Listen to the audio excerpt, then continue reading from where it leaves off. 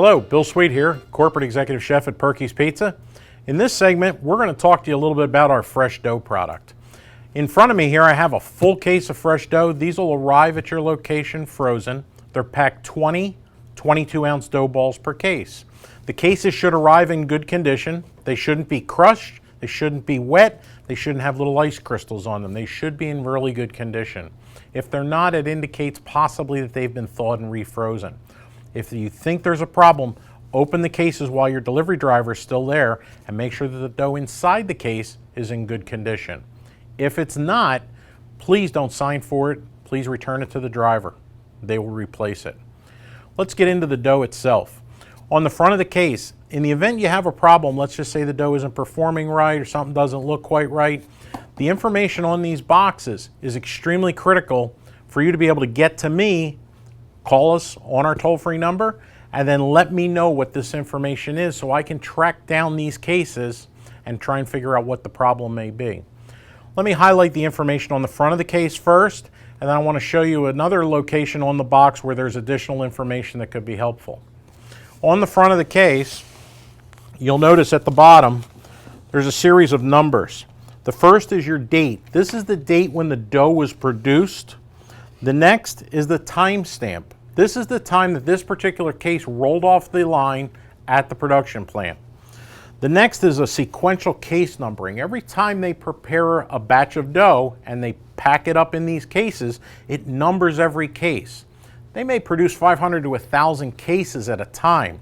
So if we're looking for a problem, we want to know what range of cases to go look for to see if we can identify the issue that you may be seeing if you do happen to have a problem, which is very unlikely.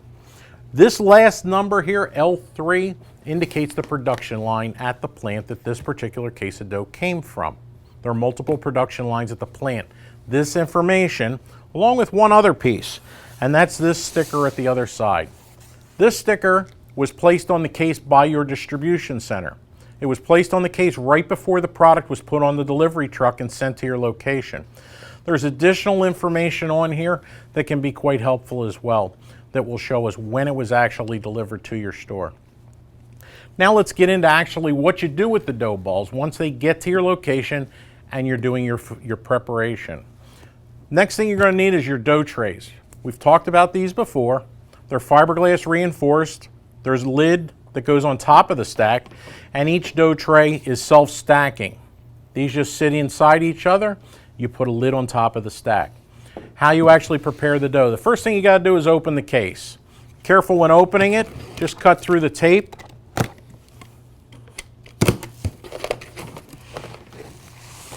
I like to fold the flaps back, get them out of my way. And then this bag inside should be folded over. Okay? If you're only going to pan up a partial case, you want to make sure that you close this bag and close the flaps on the box to avoid freezer burn. For now, we're just going to open this bag up and we're going to take it and pull it around the outside of the box.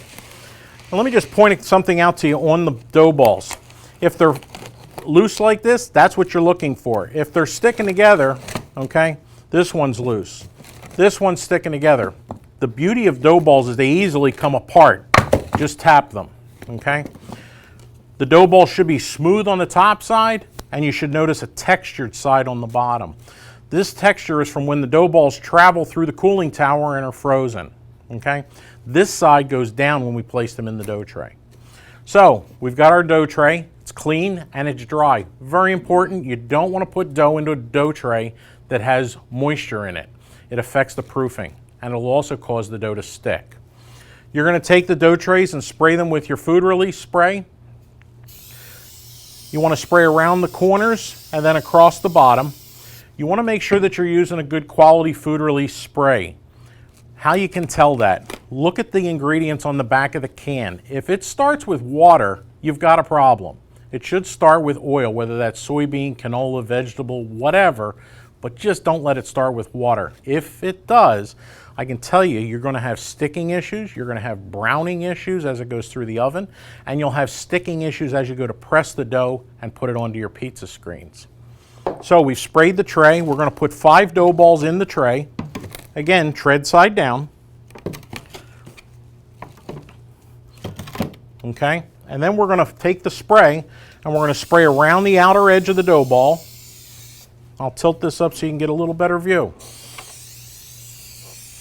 Okay, when you coat these, you're actually going to come up with a dough ball that's got a slightly creamy yellow color. Then you're going to spray the top of the dough ball. You'll repeat this step for the 5 dough balls in the tray. Cover it with a lid. Stack them up in your refrigerator. You're going to want to tag them with the time you made them, date and time. You're going to want to put the next date will be your ready date, which will be 24 to 36 hours from right now. I say 24 to 36 because that's going to depend on your cooler, how it's running. If you're running really good in that 36 plus or minus 2 range, they'll be ready in about 36 hours. If you're running a little warm, they're going to be ready sooner. Once you put those day dots on there, you're going to have your made, your ready, and then finally your discard date. And the discard date should be 5 days from right now, the time you prepared those dough balls. Okay?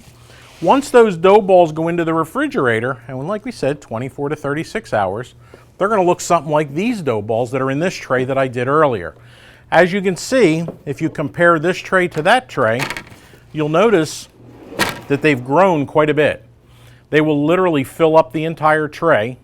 If they get to the point where they've risen, where they stick to the lid, then they're overproofed and you're probably at that 5-day mark. But within the 5 days, they should fill up nicely and get a little bit more mature. What's happening there is the yeast is consuming some of the ingredients in the dough, producing CO2 gas, which is what actually rises the dough for you. So, the Perky's dough balls, again, coming in frozen to your location, keep them frozen solid until you're ready to use them. Pan them up as I've shown you here today, and you should have no problem. It's a great product. It's got a really nice flavor to it, and your customers are just simply going to love it.